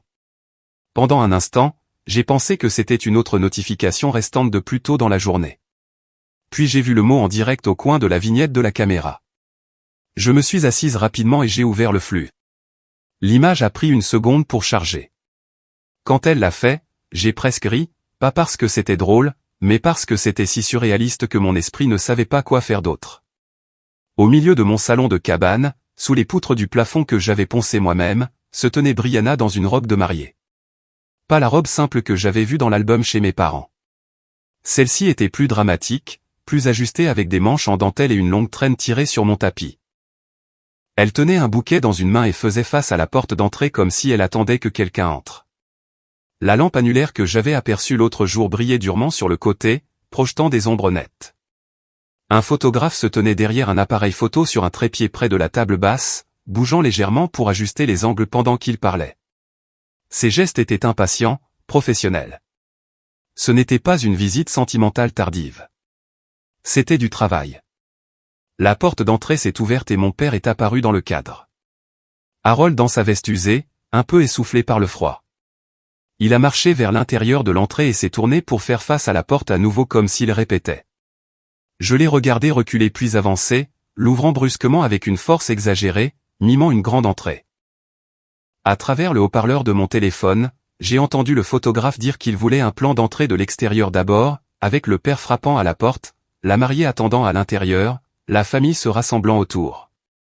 Il parlait de l'effet dramatique que cela aurait dans une bobine de moments forts pour les clients qui voulaient des mariages rustiques en montagne. Preuve de travail antérieur. Preuve que ce concept était réel. Dans le coin du cadre, ma mère est apparue.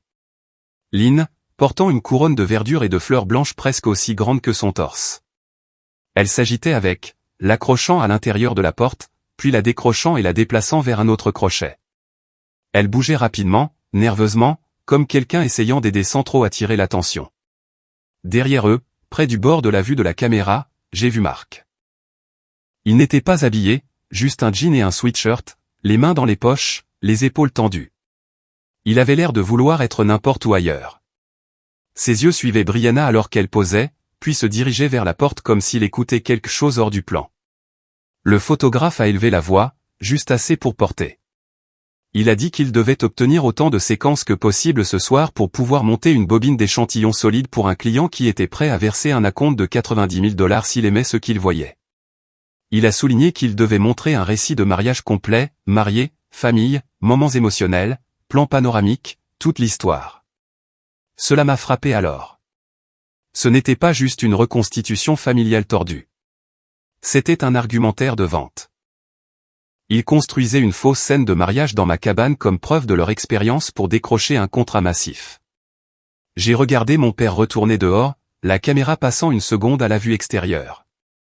Il s'est dirigé vers le portail au bout du court chemin, celui que j'avais installé quand la propriété a commencé à avoir plus de trafic de randonneurs s'aventurant trop près. Il a saisi les barreaux et les a secoués un peu, testant leur apparence à la caméra. Puis il l'a ouvert, a traversé et a pratiqué ses pas jusqu'à la porte d'entrée pendant que le photographe suivait, filmant le tout. À l'intérieur, Brianna a ajusté son voile et a pris une profonde inspiration comme si elle se centrait. Ma mère a ébouriffé la traîne de la robe sur le sol, puis s'est éclipsée hors du cadre quand le photographe lui a dit qu'elle bloquait le plan. En arrière-plan, j'ai entendu Marc dire quelque chose. C'était calme, mais le microphone de la caméra l'a capté assez pour que les mots soient clairs. Il a dit à Brianna qu'il devrait arrêter, que cela ne semblait pas juste, qu'utiliser ma place à nouveau après tout ce qui s'était passé poussait le bouchon trop loin. Elle ne s'est même pas tournée vers lui. Elle a juste gardé les yeux braqués sur la caméra et a dit au photographe qu'elle était prête quand il le serait. Sa voix était nette et brillante en mode performance. Mon téléphone a vibré à nouveau dans ma main. Une autre alerte de sécurité. Deuxième caméra. Mouvement détecté au portail avant. Le système voyait mon père comme un intrus, pas un père. Et quelque chose dans cette petite distinction brutale a fait serrer ma mâchoire. Toute la scène ressemblait à une pièce étrange. Une mariée sur une montagne. Un père frappant à un portail. Une mère portant des accessoires. Un mari au bord de la scène, regardant ces quelques illusions restantes s'effilocher. J'ai réalisé que ma respiration était devenue superficielle.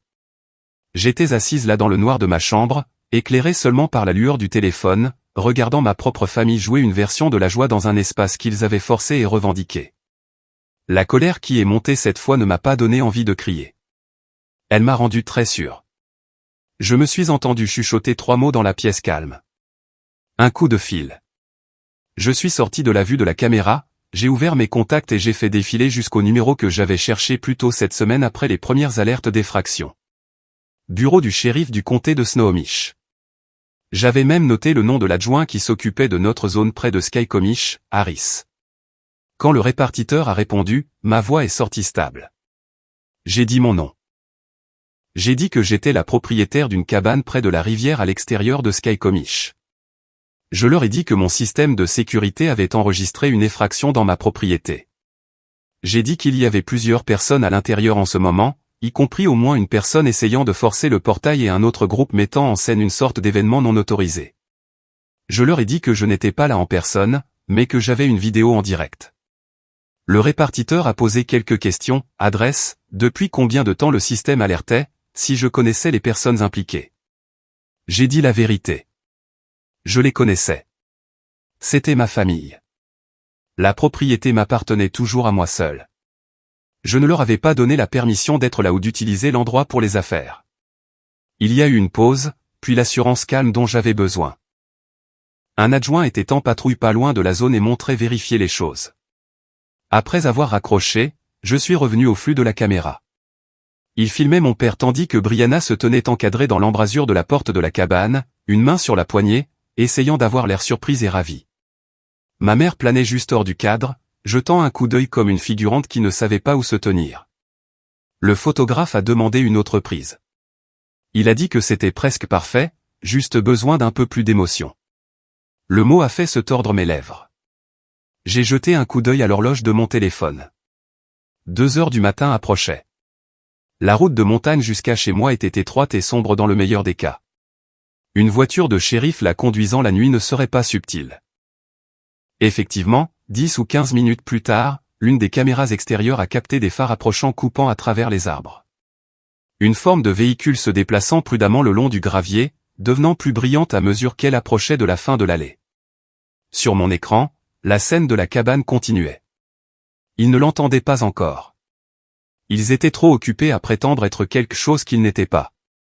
J'ai regardé la voiture de patrouille entrer dans le champ de vision, la porte blanche reflétant la lueur de la lampe annulaire. Puis les flashs bleus et rouges se sont allumés, peignant la clairière d'éclats de couleurs. Le photographe s'est tourné en premier, la caméra pivotant avec lui. Mon père s'est figé à mi-chemin entre le portail et le porche. Ma mère a lâché la couronne qu'elle tenait. Brianna, toujours dans cette robe de mariée, a tourné sur elle-même, ses yeux s'écarquillant. Dehors dans le noir de ma chambre avec seulement le téléphone éclairant mon visage, je suis resté très immobile et j'ai regardé la voiture du shérif s'arrêter. La voiture de patrouille s'est arrêtée devant la cabane, ses lumières bleues et rouges balayant les arbres et rebondissant sur les fenêtres comme des éclairs piégés dans du verre. Pendant quelques secondes, personne n'a bougé. Le photographe a baissé son appareil. Ma mère a reculé jusqu'à ce que ses épaules heurtent la rampe du porche. Mon père s'est figé sur place à mi-chemin du sentier, sa main toujours sur le portail comme s'il avait oublié comment lâcher prise. Et Brianna, debout au milieu de mon salon dans une robe de mariée à près de 2 heures du matin, fixait la voiture de patrouille comme si le monde venait de bouger sous ses pieds. L'adjoint Harris est sorti. Je l'ai reconnu de la photo sur le site web du bureau du shérif. Un homme grand dans la quarantaine avec une posture fatiguée mais stable. Il a scanné la scène lentement, prenant en compte les lumières, les accessoires, la robe, les caméras, les gens dispersés autour comme des acteurs mal placés. Avant que quiconque puisse parler, l'adjoint a levé une main et a dit à tout le monde de rester exactement où ils étaient. Mon père a essayé de se redresser. Il a dit, l'adjoint doit se tromper, que tout cela n'était qu'un malentendu. Sa voix s'est brisée à mi-chemin du mot malentendu. Il a jeté un coup d'œil vers le photographe comme s'il espérait qu'il pourrait d'une manière ou d'une autre se porter garant pour eux. Le photographe a levé les mains et a dit qu'il n'avait aucune idée que c'était non autorisé, qu'il avait été engagé pour tourner une bobine de portefeuille, et qu'il pensait que tout était légitime. Ses yeux faisaient la navette entre l'adjoint et Brianna, et la panique s'installant dans son expression me disait qu'il réalisait exactement à quel point cela semblait mauvais. Ma mère a traîné les pieds vers Brianna, tendant la main comme si elle voulait la protéger avec son propre corps. Ses mains tremblaient si visiblement que même sur l'écran, je pouvais le voir. Elle continuait de chuchoter son nom, essayant de l'apaiser, essayant de la faire reculer et s'asseoir. Brianna n'a pas bougé. Son mascara avait bavé sous ses yeux à cause de la chaleur des lumières et de l'air froid de la nuit frappant sa peau. Elle regardait l'adjoint comme si elle essayait de trouver une issue par la pensée, mais chaque porte de sortie s'était fermée. C'est à ce moment-là que j'ai attrapé mes clés et que je suis sorti de mon appartement. J'ai conduit à travers les rues calmes de Seattle, puis sur l'autoroute, mes mains stables sur le volant d'une manière qui m'a surprise. Cela ne ressemblait pas à de l'adrénaline. Cela ressemblait à un but. L'air de la nuit était sombre et calme, et la route devant moi s'incurvait doucement le long des contreforts, comme si elle savait déjà où j'allais. Au moment où j'ai atteint le chemin de gravier menant à la cabane, les lumières de la voiture du shérif clignotaient toujours, coupant à travers l'obscurité en impulsion nette. Je me suis garé derrière la voiture de patrouille et je suis sorti. Le froid m'a frappé au visage comme un seau d'eau. L'air sentait le pin et le bois humide, mélangé à la faible odeur des arrangements floraux qui n'avaient rien à faire sur ma propriété. Dès que j'ai marché vers la cabane, l'adjoint Harris s'est tourné vers moi. Sa lampe de poche a plongé brièvement vers mes bottes, puis est remontée vers mon visage. Il a demandé si j'étais la propriétaire de la propriété. J'ai dit oui. J'ai plongé la main dans mon sac et lui ai remis l'acte, l'original, net et propre avec mon nom et ma signature exactement là où il devait être depuis le début. Il l'a examiné attentivement, hochant la tête une fois en faisant correspondre l'adresse sur le document avec l'adresse dans ses notes. Il s'est retourné vers ma famille. Il a demandé si quelqu'un présent pouvait fournir des documents prouvant qu'ils avaient la permission d'être sur la propriété pour un usage commercial. Personne n'a répondu. Mon père a ouvert la bouche, puis l'a refermée. Ma mère a regardé le sol comme si elle lisait quelque chose dans la terre. Brianna a finalement bougé juste assez pour secouer la tête, son voile glissant légèrement des épingles à cheveux.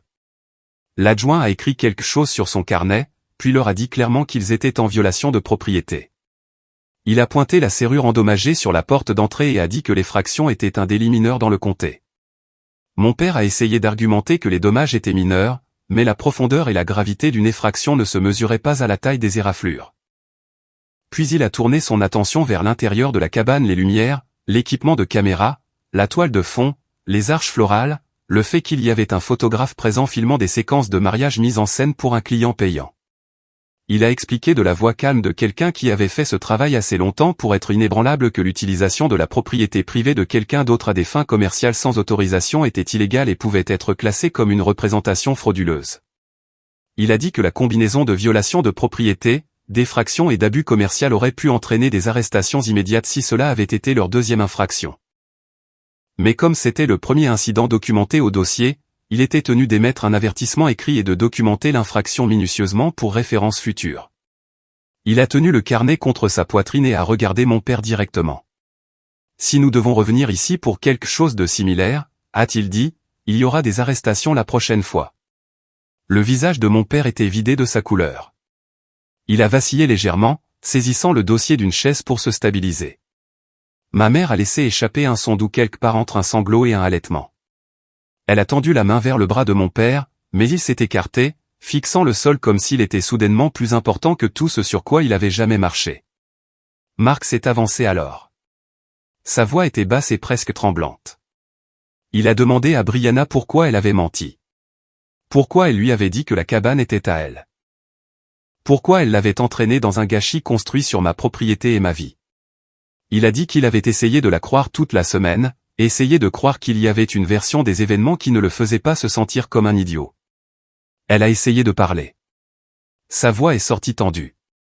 Elle a dit qu'elle essayait de faire fonctionner les choses, qu'elle avait besoin du contrat, que papa avait dit que c'était bon parce que la famille devait rester unie. Mark a secoué la tête lentement. Il a dit que la famille ne construit pas le succès sur des mensonges. Que la famille ne vole pas les uns les autres. Et puis il a dit les mots qui ont atterri plus lourdement que toute autre chose ce soir-là. Tu as menti sur tout. L'expression sur son visage s'est effondrée. Ses épaules se sont affaissées. Sa main s'est levée comme si elle allait couvrir sa bouche, mais s'est arrêtée à mi-chemin. Le photographe s'est reculé d'elle comme s'il ne voulait pas être dans le rayon de l'explosion de l'émotion qui était sur le point d'éclater. L'adjoint leur a demandé à tous de sortir pendant qu'ils finissaient de documenter la scène. Je les ai regardés sortir un par un. Mon père raide, ma mère essuyant ses yeux, le photographe s'excusant en transportant son équipement. Marc traînant derrière, ressemblant à un homme dont la vie s'était fissurée à trop d'endroits à la fois. Brianna a été la dernière à bouger. Elle a marché lentement vers la porte, sa robe frôlant les planches du porche avec un léger sifflement. L'air froid de la nuit a frappé son visage et plus de son mascara a coulé. Elle a titubé légèrement sur la marche supérieure et a saisi la rampe. Puis, avec les lumières du shérif clignotant rouge et bleu sur sa robe blanche, elle s'est effondrée sur la marche la plus basse du porche, son corps plié. Son visage a disparu dans ses mains, et elle a pleuré. Des pleurs forts, tremblants, désordonnés qui semblaient venir de quelque part profond et effrayé et enfantin. Les larmes coulaient sur ses joues, se mélangeant aux traces de maquillage, son souffle s'accrochant en halètement brisé. Pendant un bref instant, toute la clairière s'est figée, comme si les arbres même retenaient leur souffle. Je me tenais au centre de tout cela, ne bougeant pas, regardant la fille qui avait autrefois été ma sœur s'effondrer sous le poids de ses propres choix. La robe tirait autour d'elle comme une fleur fanée. Les lumières du shérif clignotaient sur sa silhouette courbée en impulsion dure. Larmes. Chaos. Exactement la vérité qu'ils avaient tant essayé de me coller. Et pourtant, pour la première fois depuis longtemps, je ne me sentais pas petite. Je ne me sentais pas blâmée. Je ne me sentais pas instable. Je me sentais stable. L'adjoint s'est retourné vers moi, son carnet fermé. Il a dit qu'il avait besoin de ma signature sur la documentation d'avertissement et qu'après, il me parlerait en privé des prochaines étapes pour sécuriser la propriété. J'ai hoché la tête une fois, mes yeux toujours sur Brianna. Je ne lui ai rien dit. Pas alors, pas encore. Mais je savais que la prochaine conversation que nous aurions ne serait pas dans le noir ou derrière un objectif de caméra. Ce serait en plein jour et ce serait la dernière que nous aurions jamais. Le lendemain matin, l'air de la montagne semblait plus mince, comme si la nuit précédente lui avait enlevé quelque chose. J'ai quitté la cabane tôt. Après avoir traversé chaque pièce et l'avoir vue de la façon dont je choisissais de me souvenir, pas de la façon dont ils avaient essayé de la mettre en scène. La lampe annulaire était partie, les fleurs supplémentaires parties, le photographe parti. Ce qui restait, c'étaient mes affaires et les faibles marques de leur intrusion, de petites cicatrices dans le bois et dans ma mémoire. Sur le trajet de retour vers la ville, je les ai appelés. J'ai choisi un lieu public, un grand parking à l'extérieur d'un centre commercial à mi-chemin entre Seattle et Tacoma, un terrain neutre, où personne ne pouvait revendiquer un territoire et personne ne pouvait me claquer la porte au nez. J'ai envoyé un SMS à mes parents et à Brianna, leur disant que je voulais les rencontrer et que ce serait la dernière fois que nous discutions de tout cela en personne. Je n'ai pas demandé. J'ai informé. Une vieille partie de moi s'attendait à ce qu'ils l'ignorent, mais en 1 heure, 3 courts messages sont arrivés. D'accord, nous y serons. Le ciel était couvert quand je suis arrivé sur le parking. Des familles poussaient des chariots vers leurs voitures. Des gens chargeaient des courses. La vie ordinaire bougeait autour de moi pendant que je me garais près de l'extrémité éloignée où il y avait assez d'espace pour ce que j'avais besoin d'étaler. J'ai ouvert mon coffre et sorti le dossier que j'avais constitué sans vraiment me l'avouer. J'ai tout étalé sur le capot de ma voiture, le métal frais soutenant le tout. Pendant un moment, j'ai juste regardé la collection. Mon année, ma douleur, ma clarté transformée en papier et en encre et en image fixe. D'abord, j'ai placé l'invitation de mariage que Naomi avait gardée, celle avec la vraie date. Puis mon invitation à côté. Même papier, date différente. Ensuite sont venues les copies imprimées des emails réservés la date, sa version et la mienne. 2 vérités différentes envoyées le même jour. Puis la capture d'écran de la liste des invités du lieu avec le nom de ma cousine et tant d'autres et les absences flagrantes où le mien aurait dû être. J'ai ajouté les images fixes des caméras de la cabane, des images de Brianna utilisant mon salon comme studio, mon père au portail, ma mère portant des fleurs, le photographe avec son objectif braqué sur une scène construite sur un mensonge. À côté de celle-ci, j'ai placé une photo que Marc m'avait discrètement envoyée, une photo du projet d'acte qu'ils avaient essayé de créer. Mon nom griffonné maladroitement, comme si un vœu pieux pouvait devenir loi. Puis la copie imprimée de l'avertissement écrit du shérif, avec chaque violation listée soigneusement dans l'écriture de l'adjoint. Enfin, j'ai posé une dernière feuille, une simple liste de ma propre écriture, 5 ans de mon temps, pas chaque petite chose, mais les grosses. L'argent pour le toit, le sauvetage de la carte de crédit, le paiement de l'hôpital, l'acompte du mariage. Je ne les avais pas additionnés en bas. Les colonnes de chiffres étaient assez lourdes sans un total. J'ai reculé et attendu. Leur voiture est arrivée ensemble. Mes parents à l'avant, Brianna et Marc à l'arrière. Le moteur a tourné au ralenti plus longtemps que nécessaire avant que mon père ne le coupe. Pendant un moment, personne n'a bougé. Puis ma mère a ouvert sa porte et s'est glissée dehors, lissant sa veste avec des mains tremblantes. Mon père a contourné le capot, paraissant plus vieux qu'il ne l'avait même semblé la nuit précédente. Brianna est sortie en dernier. Elle ne portait pas de blanc cette fois, juste un jean et un pull, les cheveux tirés en arrière, le visage pâle. Marc a fermé sa porte et est resté légèrement derrière elle comme s'il n'était pas sûr de sa place maintenant.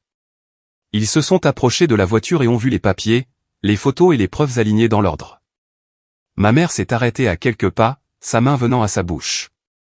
Mon père a baissé les yeux, le regard scannant sans vraiment se concentrer. Brianna fixait droit les invitations de mariage, la mâchoire serrée. Personne ne parlait. Alors je l'ai fait. Je leur ai dit calmement que c'était tout ce qu'ils avaient fait dont j'étais consciente. J'ai dit que ce n'était pas une question d'argument ou de sentiments blessés. Plus maintenant. C'était une question de fait. Ils avaient imprimé 2 jeux d'invitation avec 2 dates différentes. Ils avaient envoyé 2 jeux de réserver la date. Ils avaient construit une liste d'invités qui m'excluait dès le début. Ils avaient utilisé ma cabane pour présenter une entreprise qui n'était pas la leur à promettre. Ils avaient essayé de fabriquer un acte sans mon consentement. Ils avaient pénétré par effraction dans ma propriété et pendant 5 ans ils avaient pris mon argent tout en me traitant d'instable chaque fois que je résistais. Mon père a trouvé sa voie en premier. Il a dit que je montais ça en épingle. Il a dit que les familles faisaient des erreurs, que parfois les choses devenaient compliquées quand les gens étaient sous stress. Il a dit que je prenais tout ça trop au sérieux. Que cela n'avait jamais été leur intention de me blesser. J'ai pointé les invitations. 2 dates, même mise en page, même encre, même nom de famille en haut. Je lui ai demandé comment il appellerait ça si ce n'était pas de l'intention. Ma mère a commencé à pleurer. Elle a dit qu'ils avaient peur que j'apporte du drame au mariage, que Brianna avait été si anxieuse et qu'il voulait juste que sa journée soit paisible. Elle a dit qu'il pensait que me dire la mauvaise date épargnerait beaucoup d'ennuis à tout le monde, que peut-être je ne le saurais jamais. Cette dernière partie a atterri avec un bruit sourd entre nous. Il s'était attendu à ce que je reste ignorante, à ce que je ne pose jamais de questions, à ce que je n'apparaisse jamais dans l'histoire du tout. Brianna a parlé alors, sa voix brute. Elle a dit qu'elle se noyait, que la dette continuait de grimper, et que papa avait signé pour l'aider avec un prêt, et qu'elle avait l'impression de l'entraîner vers le bas avec elle. Elle a dit que la cabane avait semblé être une solution, un moyen de prouver à des clients sérieux qu'elle pouvait livrer, un moyen d'obtenir assez d'argent assez vite pour ne pas tout perdre. Elle ne s'est pas excusée pour le mariage. Elle l'a à peine effleuré. Ses yeux continuaient de se diriger vers la photo d'elle dans mon salon dans cette robe. Son expression dans l'image presque méconnaissable pour elle maintenant. Marc est resté silencieux jusqu'à ce que je me tourne vers lui. Je lui ai dit que j'étais désolé qu'on lui ait menti, qu'il ait été entraîné là-dedans sans connaître la vérité. Il m'a regardé avec une expression que je ne pouvais pas entièrement lire, puis a regardé sa femme, puis mes parents. Il a dit doucement qu'il devait gérer sa part de cela séparément, qu'il avait ses propres décisions à prendre. Mais il voulait me remercier de ne pas avoir crié, de ne pas avoir jeté des choses, de ne pas avoir joué le rôle de la version de moi qu'ils avaient passé des années à décrire. Les mots étaient doux, mais ils ont coupé mes parents plus efficacement que tout ce que j'aurais pu dire. Mon père a commencé à pleurer alors, pas fort, pas théâtral, juste des larmes silencieuses coulant sur son visage alors qu'il fixait la liste de l'argent que j'avais remis au fil des ans. Il a chuchoté qu'il n'avait pas réalisé que c'était autant, qu'il avait toujours pensé que je pouvais me le permettre, qu'il s'était appris à croire qu'aider était ma façon de rester connecté, pas quelque chose qu'il prenait. Ma mère s'est tendue vers moi, s'arrêtant juste avant de toucher mon bras. Elle a demandé pardon. Elle a dit qu'elle m'aimait. Elle a dit que rien de tout cela ne serait arrivé s'ils avaient été meilleurs pour fixer des limites, pour être justes, pour dire non à Brianna quand ils auraient dû. J'ai écouté. J'ai laissé leurs mots s'installer et reposer à plat sur les papiers. Puis je leur ai dit la seule vérité qui comptait pour moi maintenant. Je leur ai dit que je n'étais pas instable. Je ne l'avais jamais été. Je leur ai dit que j'avais été manipulé pour croire que chaque fois que je me défendais, j'étais un problème à gérer au lieu d'une personne avec des besoins légitimes. Je leur ai dit que le récit qu'ils avaient construit autour de moi leur avait facilité la justification de ce qu'ils avaient fait et que j'avais fini de porter leur version de moi. Je l'ai dit simplement, je ne suis pas instable. J'ai juste fini. Mon père a sangloté plus fort. Ma mère a chuchoté mon nom comme une prière. Brianna s'est approchée, tendant la main comme si elle voulait saisir ma main et s'ancrer à moi une fois de plus. Elle a commencé à parler vite, disant que nous pouvions arranger ça, que nous pouvions travailler là-dessus, qu'elle se retirerait de l'entreprise, qu'elle arrangerait les choses avec le bureau du shérif et les clients et avec Marc. J'ai regardé sa main, puis son visage. J'ai vu la fille qui avait autrefois partagé un lit superposé avec moi et la femme qui m'avait coupé de son mariage au même instant. J'ai vu le désespoir. J'ai vu la peur. J'ai vu l'habitude de croire que quelqu'un la renflouerait toujours. J'ai secoué la tête. Je lui ai dit que j'espérais qu'elle trouverait un moyen de reconstruire sa vie. Que j'espérais qu'elle et Marc pourraient prendre des décisions honnêtes et saines avec ou sans l'autre. Mais je lui ai aussi dit que je ne pouvais pas faire partie de ce processus. Le coût pour moi avait déjà été trop élevé. De mon sac, j'ai sorti un ensemble de documents que j'avais passé l'après-midi à préparer avec l'aide de Naomi par téléphone. Une ordonnance formelle d'interdiction d'accès rédigée et prête, déclarant que mes parents et Brianna n'étaient pas autorisés sur la propriété de ma cabane sans ma permission écrite explicite. Je l'ai posée sur le dessus de la pile, la dernière pièce du puzzle. Je leur ai dit que je la déposerais au bureau du shérif dès que je quitterais ce parking. J'ai dit que ce n'était pas pour les punir. C'était une question de sécurité la mienne. Ils semblaient stupéfaits, comme s'ils n'avaient pas cru que j'irais aussi loin. Mon père a ouvert la bouche, mais quoi qu'il allait dire s'est dissous en un son étouffé. Ma mère a hoché la tête lentement, comme quelqu'un réalisant que la personne sur qui ils avaient l'habitude d'avoir le contrôle avait maintenant le dernier mot. Brianna a ramené sa main sur sa poitrine et l'a tenue là. Nous sommes restés en silence pendant un long moment. Le bruit du parking continuait autour de nous. Quelqu'un a ri de l'autre côté. Un chariot est passé en cliquetant. La vie indifférente et stable. Enfin, j'ai rassemblé les papiers, je les ai glissés dans mon dossier et j'ai fermé mon coffre. Je leur ai dit au revoir. À bientôt, pas on se parle plus tard. Juste au revoir. Ils ont regardé pendant que je montais dans ma voiture. Ma mère a fait un demi-pas en avant, puis s'est arrêtée. Mon père a essuyé son visage avec le dos de sa main. Brianna a détourné la tête. Marc a levé un petit signe de tête triste dans ma direction, et je lui ai rendu. Puis je suis parti. Le voyage de retour vers Skycomish semblait différent de toutes les autres fois où je l'avais fait. Les montagnes semblaient les mêmes, mais je n'avais pas l'impression de m'enfuir ou d'aller me cacher. Je rentrais chez moi ma maison, celle que j'avais choisie, payée et protégée. Quand j'ai atteint la cabane, la lumière du soir était douce, peignant tout en or doux. Je suis sorti de la voiture et j'ai monté le chemin. La nouvelle serrure que j'avais installée cet après-midi-là avec l'aide d'un bricoleur local brillait sur la porte. À l'intérieur, les pièces étaient propres. Les accessoires étaient partis. Les seules fleurs étaient les fleurs sauvages à l'extérieur des fenêtres. Je suis ressorti et j'ai marché jusqu'au portail au bout du chemin. Ma main a reposé sur le métal frais pendant un moment. J'ai pensé à toutes les fois où j'avais essayé de gagner ma place dans une famille qui avait déjà décidé quel rôle j'étais autorisé à jouer. Aide silencieuse. Problème émotionnel. Personnage de second plan. Puis j'ai fermé le portail et tourné la clé dans la nouvelle serrure. Le clic a semblé petit dans les bois calmes, mais à l'intérieur, il ressemblait à un point final sur une phrase qui avait duré trop longtemps. Plus tard, assise sur le porche avec une couverture autour de mes épaules et une tasse de thé dans mes mains, j'ai regardé le ciel s'assombrir au-dessus des cimes des arbres. L'air était calme. Je pouvais entendre le ruisseau en bas de la colline et l'appel occasionnel d'un oiseau de nuit. Pour la première fois de ma vie, le silence autour de moi ne ressemblait pas à une punition. Il ressemblait à la paix. Si on vous a déjà dit que vous étiez trop ou pas assez pour votre propre famille, souvenez-vous de ceci, le silence peut être un pouvoir et la vérité peut être la vengeance la plus bruyante. Dites-moi dans les commentaires ce que l'intégrité signifie pour vous et d'où vous écoutez.